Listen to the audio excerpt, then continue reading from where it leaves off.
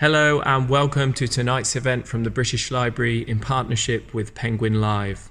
I'm Brett Walsh from the Cultural Events Department, and I'm delighted to welcome you to this event, which is part of our Nature Season, a season of events on nature and the environment. Now, tonight's discussion is between Ray Mears and Selina Scott, and Ray is going to be talking about his new book, which you can buy using the button just above the video. Towards the end of the event, we'll also be taking questions, so if you'd like to submit a question, please do so using the form just below the video here. This discussion is going to be chaired by the fantastic Selina Scott. Selina is a journalist and broadcaster and was one of the first anchor women on UK television. In the 1980s, her reports on the Kenyan ivory trade led to an international ban. Selina still broadcasts regularly and is currently rewilding her farm in Yorkshire. So, without further ado, I'll hand over to Selina and Ray. Thank you. Hello, everyone, and welcome to this wonderful chat we're about to have with a man who has been something of a hero of mine now for many years. I've always felt that if I ever got stuck in the wilderness, the person that I would want by my side is Ray Mears. His knowledge of nature, his knowledge of wildlife is understated and yet almost exhaustive. You know, he's been everywhere, it seems. He's put himself at the very edge of everything, and I'm delighted that he's joining us tonight to talk about his new book. It's called We Are Nature, and he's there. Hello, Ray. Good evening, Selina. Very nice to meet you. Yes, well, congratulations for all the work you did for elephants and ivory. I think that's people forget, but it was really important and groundbreaking. Well, let's start on that because in your book you have a photograph of a rhinoceros, a carcass lying there, having had its horn taken. And I went to Cora to meet George Adamson and filmed the poachers, and we caught up with them. And eventually George Adamson was killed by the poachers trying to protect the elephants. But George Adamson was the kind of man was very similar to you, that he seemed to have no fear whatsoever. And before we talk about this, let me just show everyone a photograph in your book. If I put it up here, perhaps you can see it. This one here of Ray. Now he's sitting in a canoe, and look at his posture. He's got his legs in front and he's leaning forward. It's almost like he's sitting on a beach eating an ice cream. But look at what he's watching. You tell everyone what you're watching, Ray. That's a 5-meter crocodile. Saltwater crocodile, and in its mouth it's got, I think it was a 350 kilo or thereabouts dead pig, wild pig, which it's trying to take away into the shadows to eat, and I'm in the way. And believe it or not, that crocodile made a pretty good attempt at submerging with that pig, but having failed to do so, it then hissed at me with the greatest menace that I've ever felt from any creature on the planet. It was quite something. Amazing animals. And yet, you showed no fear. And I know you were asked this question a lot, but why are you not frightened of these animals? I think fear is a process of anticipation. I think if you're about to jump out of an aircraft, you can think of all the things that can go wrong. When you're dealing with wildlife, things happen so quickly you don't have time to think about them. So you respond to what's going on. But I think also, hopefully, you've done your homework and you have an understanding of the parameters so that you can behave accordingly. And that's the secret, really, is to focus on what you know and not to think about what might be. And that moment, I think a lot of people can understand it. That moment when you're confronted by something, you don't automatically often feel fear, but it's afterwards. And it's that afterwards that I'm interested in with you. You obviously can control it in a way that other people can't. I mean, I remember George Adamson walked out of his compound with meat to feed the lions. And he walked out, and these big beasts came running towards him. And I thought, they're going to eat him. They were wild lions, and he threw them the meat, and he had no fear whatsoever. And he did it every night. And But you, in I a way, think that was his exhibit the skill. same kind of courage in that sense. Maybe, I'm not sure.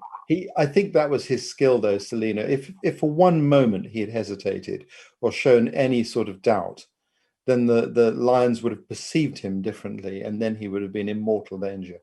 So his confidence is a degree of bravado, perhaps, but it is a very fine line between a weakness that the lions will not tolerate and a strength that they fear or respect. So to come back to this idea of you confronting these animals, coming up against them unexpectedly in the bush, and then going back out there again the next day, the control of your emotions, is it something that you were born with, or is it something that you had to learn? I think you're born with it. Maybe I'm too stupid to feel fear. I don't know, but I have to say though, with a crocodile, is very different to a lion. A lion, there's a dialogue that goes on when you confront a lion in terms of body language and posture. A crocodile pays no heed to that. It's simply, can I snatch you or not? And they're two very different animals. When you say there's a dialogue with a lion, tell me what you say to a lion or what you hear from a lion. Well, there's a body language going on. It's not natural for humans and lions to come into conflict with each other, so we would rather stay apart and maintain some distance. And a lion may be unhappy that we have come too close to it, just as you might if someone stood too close to you on the underground. And a lion will behave to provide, in most cases, will provide some warning and some indication of that. And as long as we pay respect to each other, then we can have these encounters and walk away safely. And on a daily basis, there are safari guides exploiting that dialogue to bring their guests into close proximity to animals for a thrilling experience without coming to any harm. I wouldn't begin to attempt to do that with a saltwater crocodile. They have a much smaller brain. They think in a completely different way. They're totally reptilian, and you'd be in very, very great danger. You have, I know, a plaster cast of a footprint. Would you like to show everyone? Have you got it there?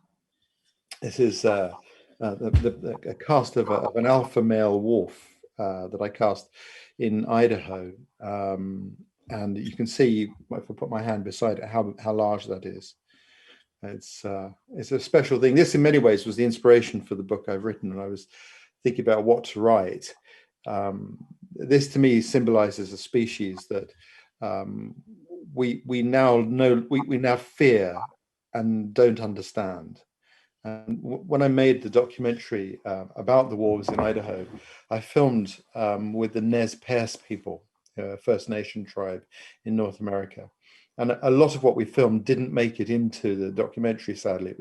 It found its way onto the cutting room floor, which I was really upset about. But one of the things that they told me is that for thousands of years, they lived alongside wolves, directly competing with wolves for their food. So they were a threat to their well-being, but they didn't hate the wolf and they didn't fear the wolf. They respected it as a great hunter. They wished to be as good as the wolf at hunting, and they saw it as a brother. And there's such wisdom in that attitude. And yet, when I was making the documentary, I found the local population with a medieval hatred of the wolf.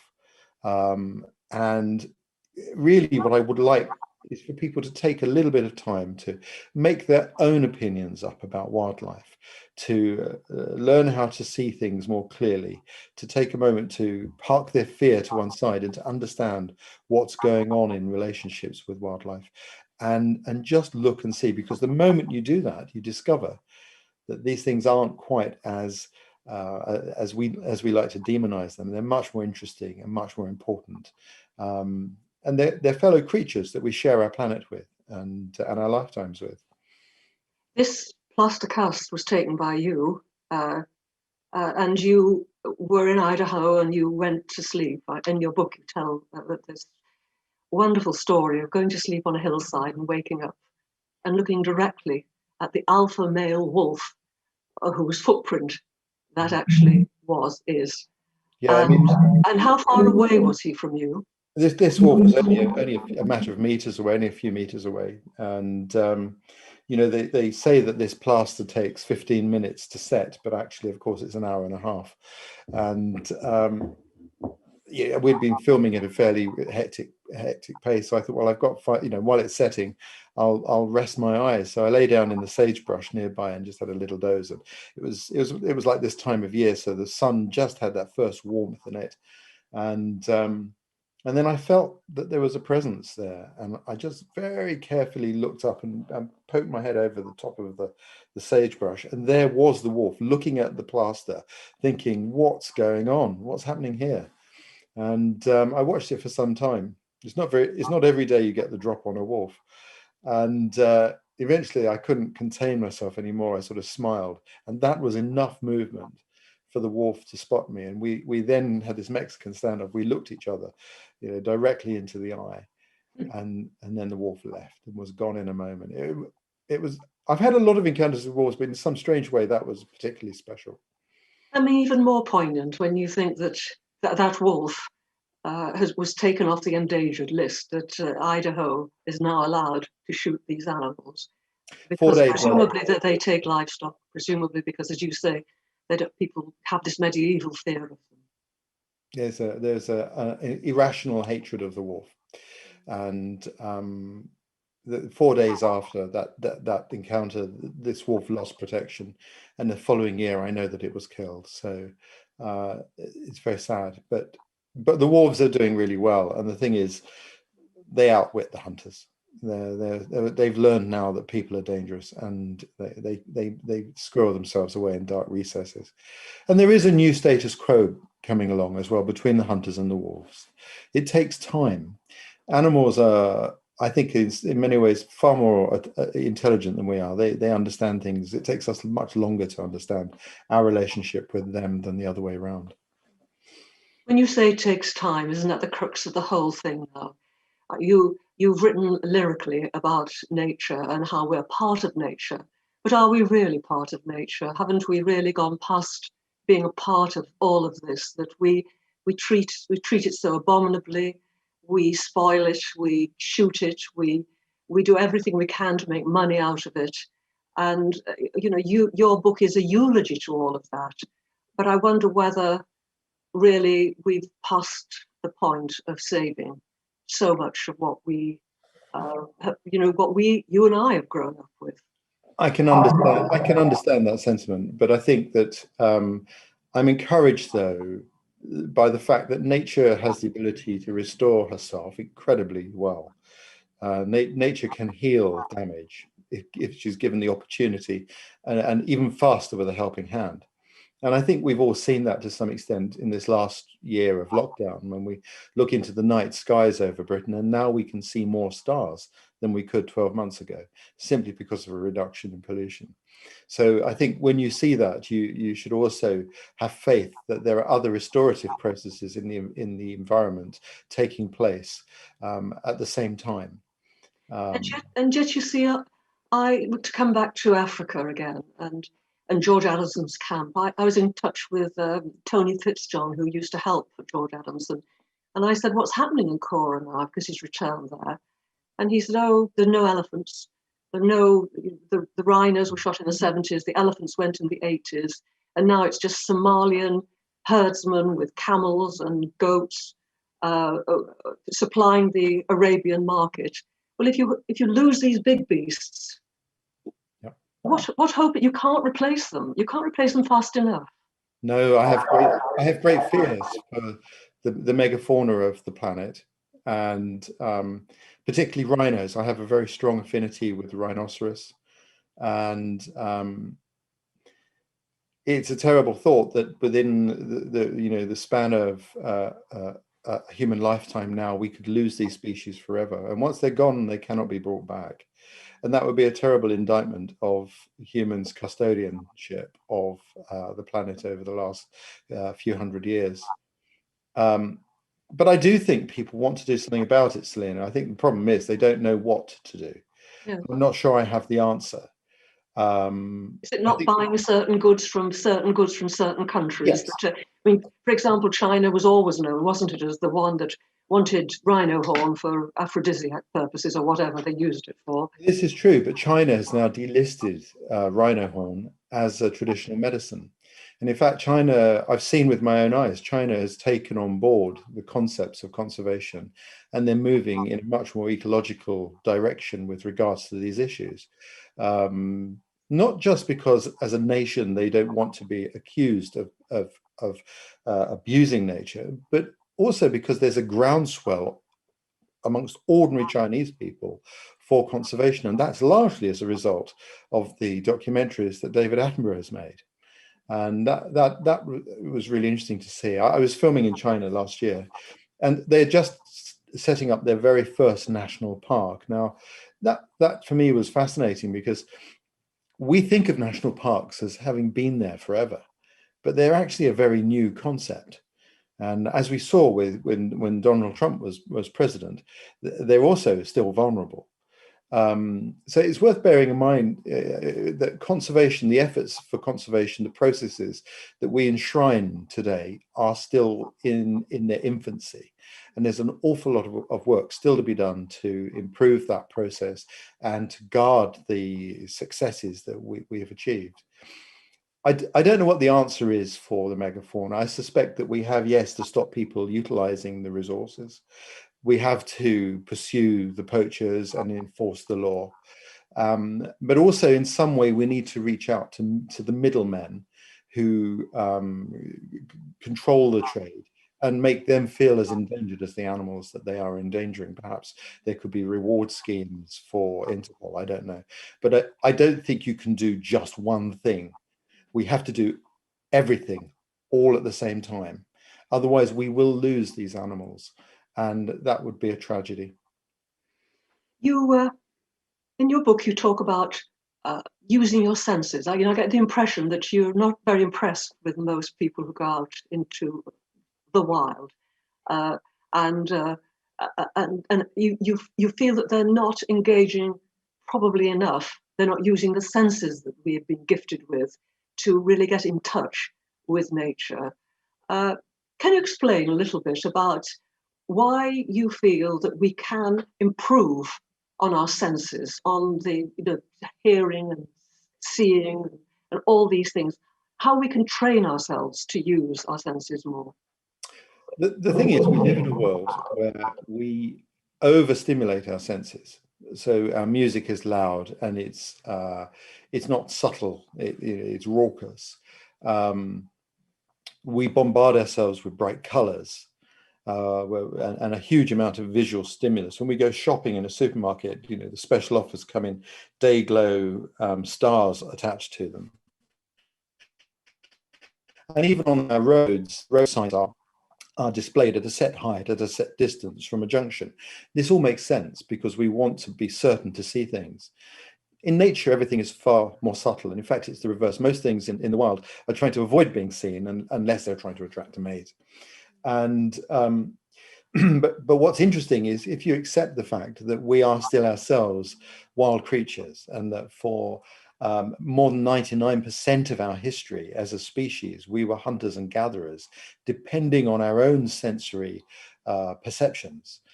We have hardwired within ourselves the ability to see, smell, hear, touch, and feel and intuit to a much higher degree than we access on a daily basis.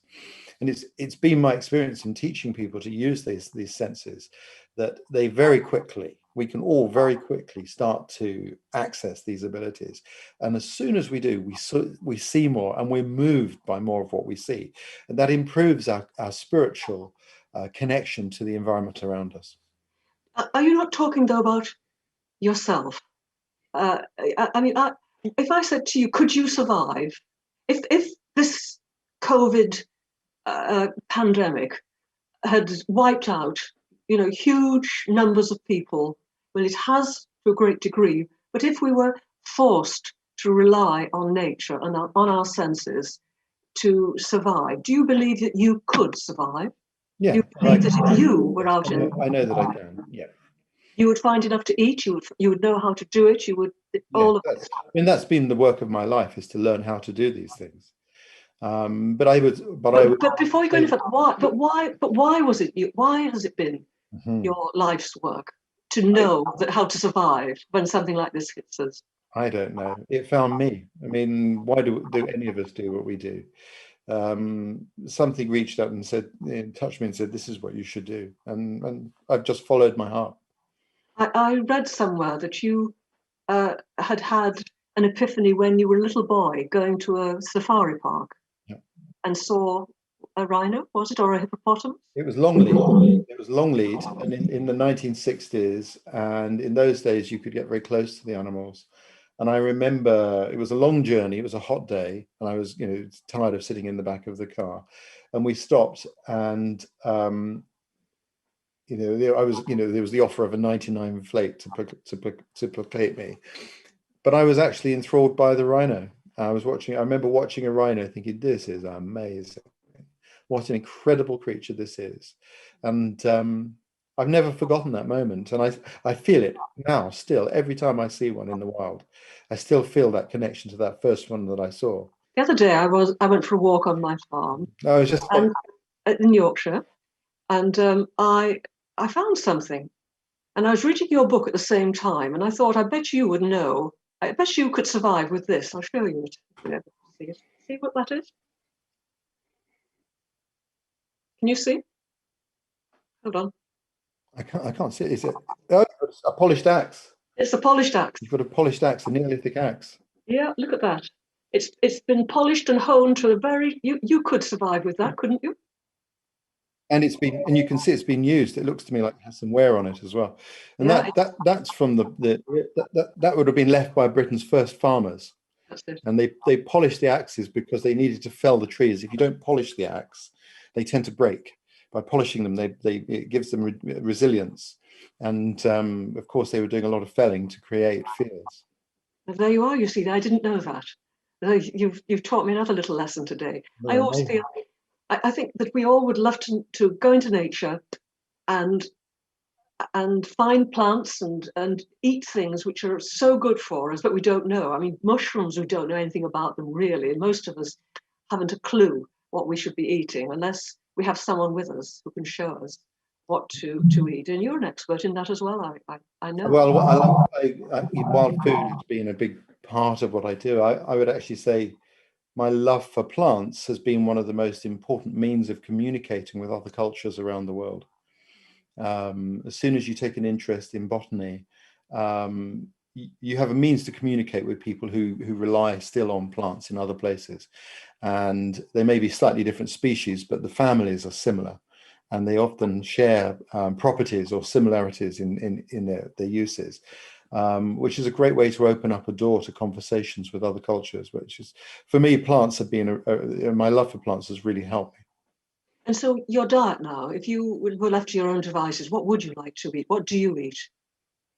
In what way? I mean, I'm just like everybody else. I thought you'd go home and eat bark and cut kind of resin and have a sip of tea at night time with perhaps a bit of chamomile in it and chill out, No, but last week I went out and I drank some birch sap, because this is the time of year when the sap flows in the birch, and for me that's a little ritual that I indulge in every year. It's almost an elixir after the winter that makes you feel good. It just tastes like water, but it has some magic feeling in it, and that was very special. There you are. Do you have any recommendations for putting on your face, making your skin glow? This year I've learned an important thing, and I'm going to invest in a much cheaper webcam. That's very diplomatic, Ray. Well, I think that you harbour all kinds of hidden potions which we could all really know all about or learn about and deploy in some way or another. Now, I wanted to ask you because the book is full of practical information. For a girl like me who spends most of her time outdoors, the binoculars, for example, how to get the best binoculars, what to look for with the numbers on the binoculars, that's been wonderful for someone like me. But also, um, shoes, footwear, clothing. You cover all of it in the book. Why did you decide to do that now? What was the spur to make you put all this down? This very practical, useful information for anyone who wants to get outside and enjoy nature. Well, I wanted to write about reconnecting ourselves with the natural environment and discovering the wildness that's within us. But the strange thing is that I think lockdown gave me impetus as well. It felt important. I wanted to share what I've learned. And as you will have seen in the book, some of it is all about our senses and common sense approach to finding things as well. But equally, there are some small details that can really make a difference. We don't need very much equipment to see nature or to engage with it, but the choices we make are important. And particularly having footwear that's quiet so that you can approach things without making unnecessary noise. I think that's really important. So yeah, I felt a real impetus during lockdown to make sure I share this and that it's not lost. I think the coronavirus has made us all feel a little mortal at this time. So I tried to do something practical about that. Yes, everyone's out walking around here. So many people are enjoying breathing in fresh air and walking, but they're not really taking much in. They often have their heads down, looking at where they're going, rather than looking around them and up into the skies. It seems as though that's the way they are. Do you find that that's a frustration for you? No, it's normal and it's easy. You only have to be preoccupied with something in your life, and all of a sudden you become sensorily blind to what's going on around you. Um, but there are lots of people who do see a lot of things. We have some very good spotters, bird watchers, naturalists who are extremely good at seeing things. And I just want to throw that door open to more people so that we can all learn to see more. I mean, I could have said a lot more. I could have gone into more detail in some areas, but I think there's detail enough. I think that I just want to give enough that people can go out, enjoy, and start to fill in the other gaps for themselves, because that's the magic. The magic is your own experience. But you teach people here how to walk. You teach people, yes, that there's a certain walk you can take, which is a stalking walk, a stealthy walk. You can creep up on all kinds of creatures if you know how to do it. So it's that kind of practical information which These is things, so useful. these things we forget how important they are, and in many of the First Nations I've worked with, who absolutely depend on their ability to hunt with very primitive weapons, their ability to get close to things and to notice things is absolutely vital. And these are things they school their children in, so they become very, very expert. And it's very easy to miss that and not to understand that that's going on. Now, I always remember driving through the bush. We were filming with some Kalahari bushmen, some San, some Johansi San, and we're driving on a dirt track like 30 miles an hour, and all of a sudden there was a commotion in the back of the 4x4, and one of them had spotted the tail of a lizard, which was a meal, and how he saw that, it's just staggering. This tiny movement, and then they're out of the car and chasing after it for their food. It's amazing. And that taught you, and that gave you a kind of a spur, did it, as well, to learn, to absorb that kind Very, of. very Yeah. much so. It sets you, it's a role model. It sets you an example of what is possible. Once you understand that more is possible, then you attempt to do this for yourself as well. Do you feel that in the last, say, 20 years, you have become better at everything that you have tried to teach yourself? Yeah, I think I have. I think I think also as you get older, you calm down and you become hopefully a little wiser about what you're doing. And you learn lessons, and as you mature, you constantly reaffirm them. And there comes a point in life where you're very confident in what you can do. But it also, you realize how short life is as well. Life is very short. I mean, if we're lucky, we get 80 summers. And of course, this year, many people have had far fewer than that.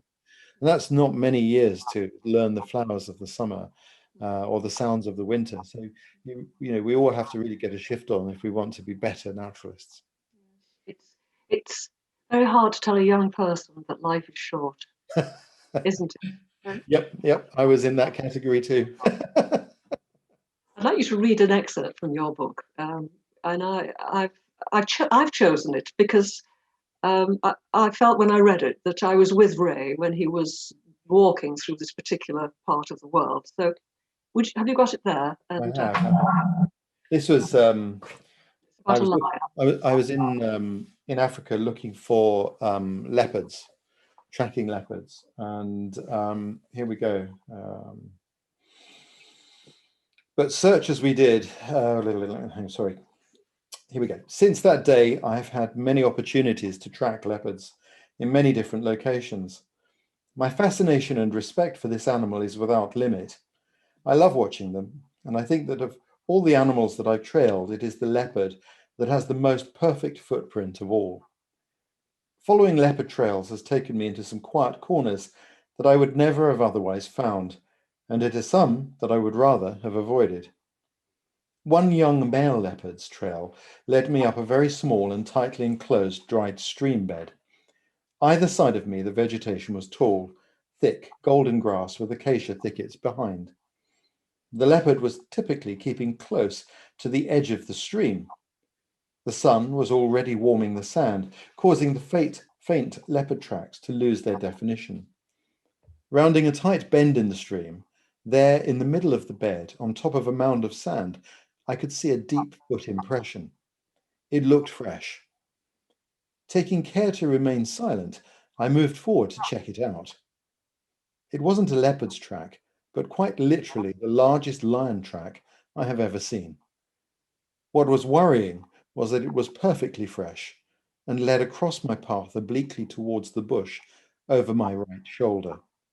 That lion was now somewhere behind me. Despite being armed with a suitable rifle for defense, my main source of protection is always early detection of a threat. That defense had already been breached. A flock of laughing doves sped past just overhead. I could hear every wing beat massively magnified. I realized my senses were already in overdrive, and I could feel sweat beading on my neck. I focused on maintaining a wide field of vision. Stress can cause perceptual narrowing, reducing our ability to detect nearby dangers that would otherwise be obvious. Moving ever so slowly, I made the rifle ready to meet an imminent attack and turned to face the possible threat. This was essential. If a charge comes, it requires split-second responses. Action is quicker than reaction, so there is little time to waste realigning position. I was acutely aware that a lion can charge at more than 20 meters a second, and estimated that the gully wasn't more than 8 meters wide. I needed to keep my gaze upwards. My feet would now have to feel their way. As I headed back down the trail, my eyes were at ground level of the surrounding bush. I strained to see through the vegetation. Through a tiny hole, I spotted a flicking movement deep in the shadows beyond, and then again, another flick. I froze and studied the movement. At first, I thought it was a bird. Then my brain registered what it was. It was a tail tip, a lion's tail. The lion was lying down, rump towards me, about 40 meters away. With each flick of its tail, I could now make out a perfect sight of its testicles poking out from behind its hindquarters. A comedic moment, perhaps, under other circumstances. More carefully than ever, I retraced my footsteps down the stream, keeping my rifle up and at the ready. maintaining my wide field of vision in case the lion was not alone. I do not think that at any other time in my life I have ever moved more quietly than I did that day. But in a strange way, I was protected by the very leopard I'd been trailing. For like all leopards, it had exhibited a genius for choosing a quiet path, well concealed from sight. Retracing its route afforded me some of that protection. Oh, I've got goose pimples. You know, I mean, you're mad, of course. It's mad. Listen, I've got lots of questions that have come in, spurred on by that wonderful reading. Seb Harrison wants to know, do you feel we must look to our past, Ray, and our past relationship with nature to ensure our future with the planet? Have a think about that. Well, I think it was Churchill. I think it was Churchill who said, "Those who would understand the future should pay greater attention to the past," and I think that is the case. When you look at the statistic of human advancement, if you like, in terms of technology, in terms of population, there's been this exponential growth in the human population and our technological abilities, but at the same time, there's been a decline in species and damage to our ecosystem. And at some point, we need to wake up. And I think we are waking up to the fact that it's actually not about saving the planet, it's about saving ourselves. The planet really doesn't care whether we survive or not. The dinosaurs came and went, and so might we. But if we are wise and we pay attention and learn from the past, particularly if we look at the core samples from deep in glaciers, which give us an indication of the pollution in the environment in the past, I believe that we may discover that our unique ability as a species on the planet fits us for the role of caretaking for the environment, in which case we might find that we live we can live more harmoniously with nature and more happily in the future. Okay, we've got something here. We've got lots of specific answers about beavers, for example. Hi Ray, what are your thoughts on rewilding programs in the UK, including the reintroduction of beavers, or future suggested plans to reintroduce things like lynx, or even wolves? We've talked about wolves. Thanks. I think rewilding is a very interesting concept, and there's a lot to be said for it. I'm more pro than con. It's early days for rewilding. I think there's still a lot we don't understand, as is always the case. In Argyll in Scotland, beavers were reintroduced in an absolute textbook reintroduction. There was very, very good local consultation, and the process of rewilding has been a great success. And the beavers have provided new ecosystems that we haven't seen since they were eradicated in the past. And that's created an increase in biodiversity and habitat for all sorts of creatures and plants. When it comes to reintroducing apex predators, we're going to need to be very, very careful how we go about this, because there have been other places where animals have been introduced without consultation by direct action. And this has caused upset for the local people and a hatred for the animal that has been reintroduced, which is totally counterproductive. And I would love to see some more apex predators in Britain. I think it would be amazing. However, I don't think we're ready to do that. We currently are not demonstrating our ability to live in harmony with golden eagles and hen harriers. And until we can find a way of doing so, where we can keep all the different parties happy, when we can find the medium, the middle ground where common sense prevails, I don't think we're ready to make other more ambitious reintroductions just yet. How do you tips for lighting fires, gathering wood? Paul Maxwell lives in Northern Ireland, and he's enjoyed wild camping. He tends to avoid damp weather, he says. But what are your best tips for finding dry wood? Don't avoid the damp Oh, weather. hold on. Lighting. He asked about lighting wet wood. I mean, is there such a thing? Can you light wet wood? No, you need to find dry wood, and there's always dry wood, but you have to find it. But I think avoiding the damp weather is the problem. You need to embrace the damp weather in your training and go out in the worst conditions, in the rain and in the dark, without a torch, and to practice the various methods that exist for firelighting. I've written extensively about, until you can do that under those circumstances. So let nature be your greatest teacher, and that's how I learned, by literally going out in the worst conditions and not giving in and staying and suffering until I succeeded. And it's only in that way that you can really harden yourself to those conditions for the future. Tricky Howell has emailed to say his wife passed away suddenly 2 years ago, and he's far more than ever that being in nature is my go-to place for balance, reflection, and personal survival. What feelings and emotions do you get from being in nature? I would say all of the same. I would agree entirely with that. I think nature is, for me, it's my credo, I guess. I find wisdom and truth, and there's no prejudice in nature. Nature just is, and it's a very good place to go and reflect on decisions and the world and everything.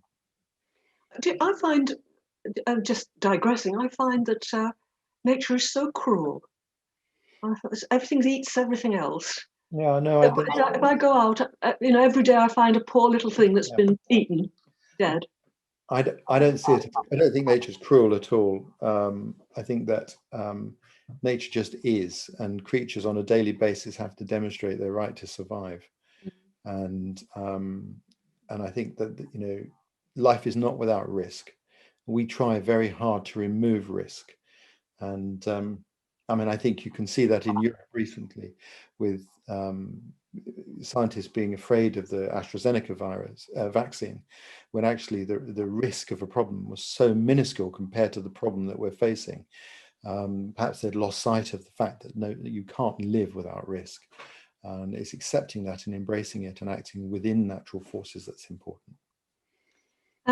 Jem has said, evening, really fantastic talk, love the book. Question besides the elephant, what's the strangest thing you scent tracked? Strange thing I've scent tracked? That's a very good question. I never actually found it.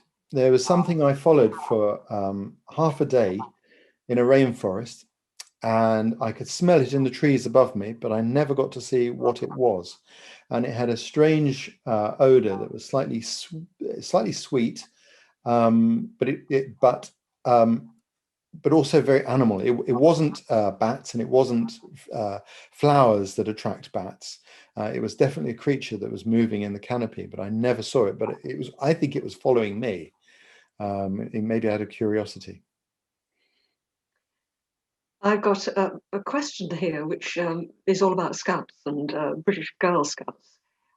It's from Nannerism. Well, this is an email address, so I haven't got her name. A few years ago, friends in the British Boy Scouts, British Girl Scouts, enjoyed a weekend with you.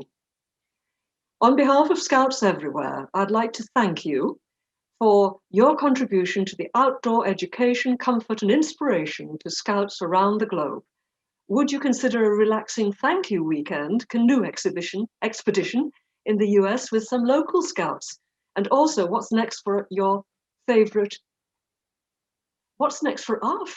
adventure mentor? So there you are. Well, thank you.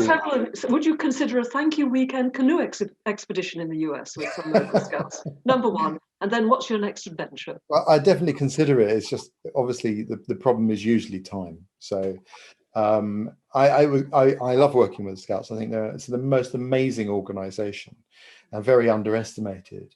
And I also like the concept of scouting.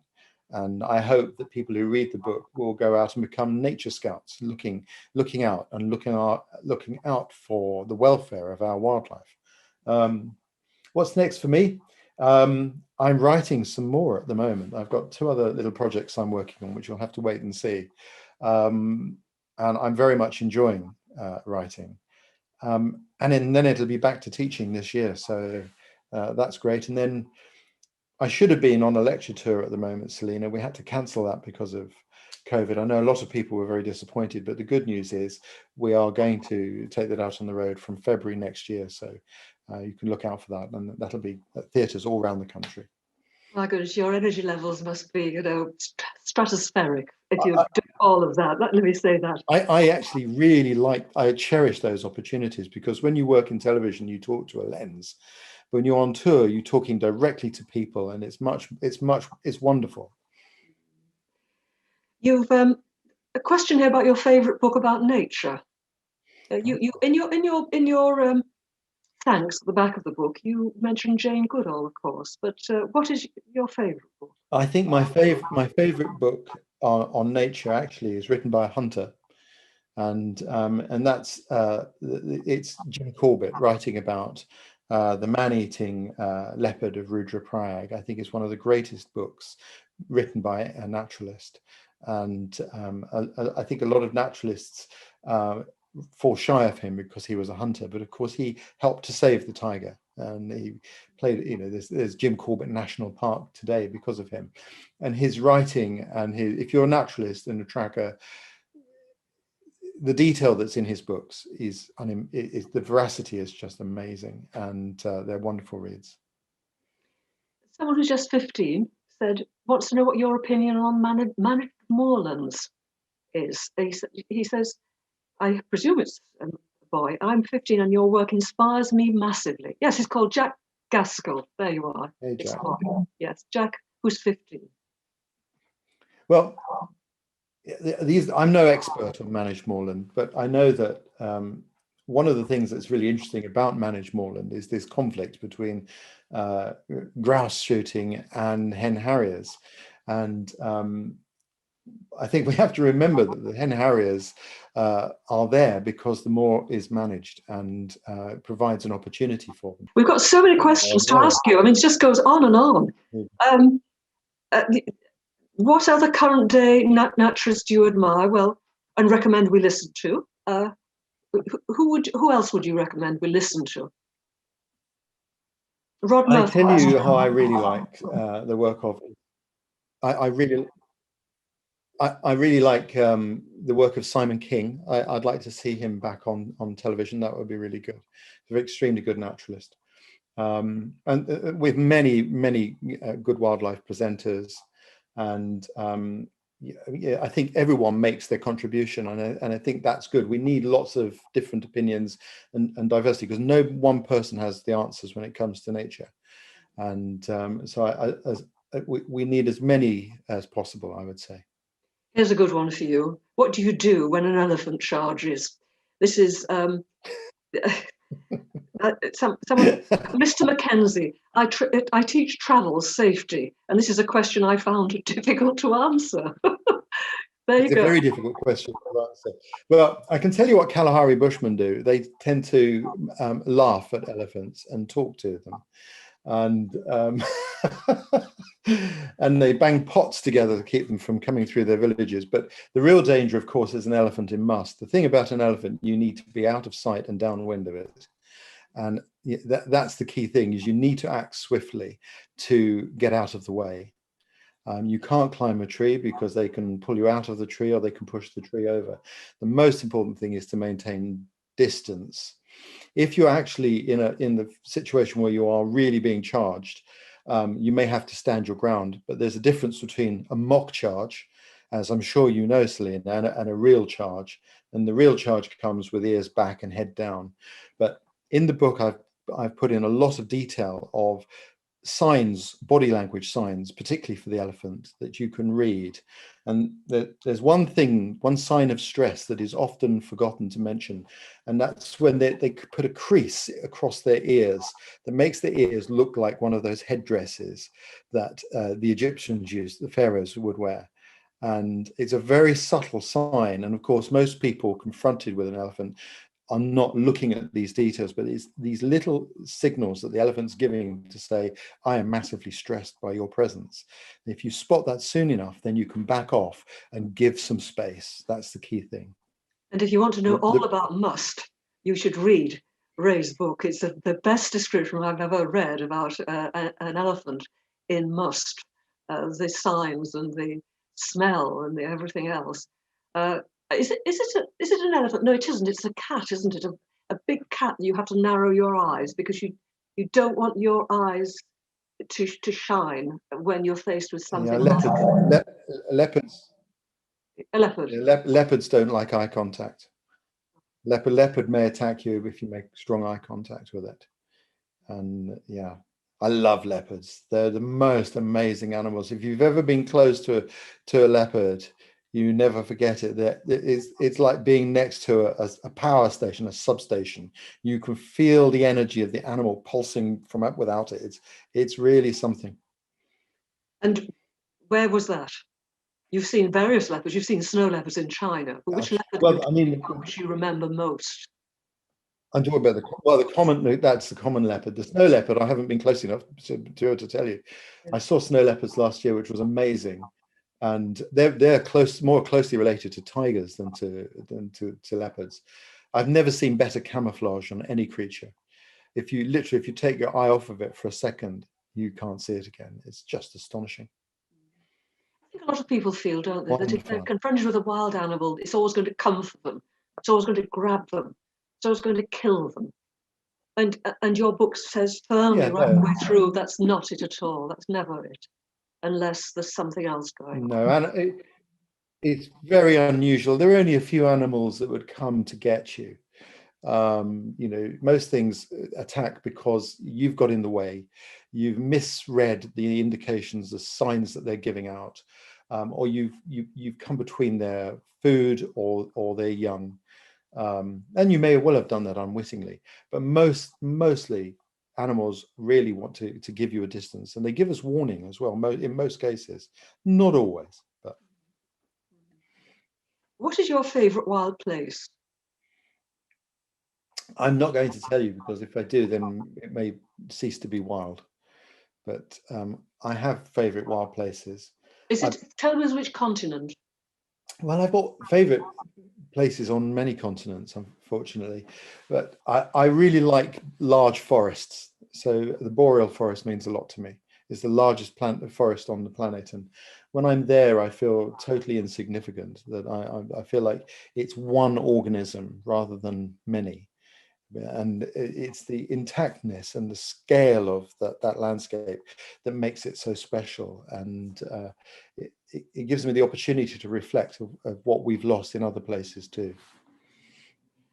Jason wants to know, I know a number of South African rangers, and they suggest that the only way to preserve the rhino is to allow people to hunt it, to give it a value, and therefore an incentive for landowners to have them, protect them. Is this a view you align to, or would you prefer an alternative option? I don't feel that we need to hunt rhinoceros to give them a value. The rhino is a different problem to the elephant. To collect ivory, the elephant must be killed, but rhinoceros, in many places the horns have been cut off to devalue them, so that they have no value to the poacher. And there is a suggestion that horn could be sold as diamonds are, in a regulated way, into the black market, so that there's no black market. The big problem is, one of the problems that rhinos have encountered is, since there's been a total prohibition of trade in rhino horn, the value on the black market for the horn has massively increased. And directly related to that, the poaching has increased as well. So it would seem that while we try to suggest to people in other places that perhaps it would be better to find alternatives to using rhino horn for dagger handles or for medicine, it may be that we can manage the demand that it does exist, regardless of our wishes, by controlling a trade in the horn. And I think there's great sense in that. But it's absolutely true that wildlife will only survive into the future if it has a financial value. And we need to embrace that right now, straight away, and work to find a way. Because, you know, if you're a farmer in Africa and you're living very close to the breadline, and an elephant comes into your fields, your children go hungry. So you have to find a way for that farmer to benefit from the presence of the elephants. And interestingly, I saw projects in China where elephants are protected and compensation is paid to farmers who lose their crops. So there are ways these things can be done, and we need to look to those solutions and embrace them. But isn't that a bit of a cop-out for these African dictators or even leaders in African nations who are looking for money, and they say, right, well, if you give us the money, you know, we will protect the elephant, and then there becomes this kind of black market economy anyway going on. It's the corruption, isn't it? So, you know, that is too big an issue for us to discuss. That's a cop-out. I have very strong opinions on that, but at the end of the day, we have to be hopeful. And some of the very, very best conservationists I've encountered are, of course, local conservationists from small communities who are being funded, paid, and trained as rangers. And I've also had the opportunity to interview members of the Kenyan Wildlife Service who themselves had been poachers. And I always remember talking to one of these men and him telling me that his family was so proud of him that he was now wearing a Kenyan Wildlife Service uniform and not a poacher. And I think we should have faith in that. That's a nice story. Tim Winwood, if you could be any animal in nature other than a human, what would you want to be? Oh, that's a very, very good question. I think a leopard. I think it's good at telling the world not to mess with it, and they do very well. It's either that or something so small that I could disappear and hide from humanity. You wouldn't want to be a pangolin, would you? I wouldn't want to be a pangolin, sadly. No. Marcus, what's happening to the pangolin is just appalling. And again, these animals are being killed for their scales and for their flesh in huge numbers. They're the most docile of creatures. They're a wonderful thing to see in the wild. And it breaks my heart that there are stupid humans who would see the demise of this creature. Actually, Mark Betty's emailed in to say, it's, you know, talking about the pangolin, because the pangolin, of course, has been implicated in the COVID pandemic, the use of pushing these little creatures in with other creatures, wet markets. What has the COVID pandemic taught you about the human race? And what lessons have you specifically learned during lockdown? Well, I mean, that's really interesting. That's really interesting. It would be very quick. I could very quickly find some negatives. I could point my finger at very poor leadership or all sorts of things, but I'm not going to. I think what I've learned from COVID is that within a year of going in lockdown, we can develop a vaccine and roll it out to nearly half of the population of the United Kingdom. You know, there's 68 million people in Britain. That's an achievement. I mean, that's amazing. And it just shows you that when we decide that something is important and we put the funding behind it, we can solve problems. We have incredible brains. And when the political will is motivated, we can achieve anything. And that makes me think that there is the possibility in the future that we can fix the environment too. And Mark has that's the follow-up question that Mark has predicted with this. If you were the Prime Minister for the day, what would you change to allow us to reconnect and protect nature? I'm not sure. I'd have to give long thought to that. That's not an easy. I don't think that's a question you can answer off the cuff. Prime ministers have to balance a lot of different issues. What I would say, though, is I think I wish that our politicians saw in problems opportunities, because to me that's what makes a good leader. A good leader sees a problem and sees in it an opportunity to make something better. And that's, I think, the key thing. A good leader looks at a problem and sees the opportunity to improve things. Would you like to see more national parks, for example, in Britain? No, I think we've got national land. parks. National parks aren't the whole solution. We also have a remarkable areas of outstanding national beauty. What I think we could do is work harder at connecting the green spaces in the country so we could increase our corridors between reserves. There's been some great work in East Anglia connecting different nature reserves there, creating these wildlife corridors. These small things, which we could achieve quite cheaply, have a large effect for the benefit of wildlife and biodiversity. The most important thing of all, I think, that I've learned about nature is biodiversity is everything. And each of us in our own way, in our gardens or whatever, can help to increase biodiversity by increasing habitat opportunities for wildlife. And in so doing, not only enrich our experience of nature, but also ensure our own survival into the future. It's salutary to think that we produced a man of the stature of John Muir, for example, who was born in Dunbar, and like you, used to go off into the hills. He went into the Lammermuir Hills and went off to America and established one of the largest parks, one of the largest areas of wilderness for the American people. The gift that John Muir gave the Americans was, unfathomable, actually. And yet in this country, the Lammermuirs are covered in windmills and but they're not valued. They're not valued as they should be valued. And we seem to be like this. We all seem to be on the back foot when it comes to nature and protecting species on this island. Do you not feel that we have over these years wiped out through just not thinking about it, wiped out whole ecosystems which we could have protected?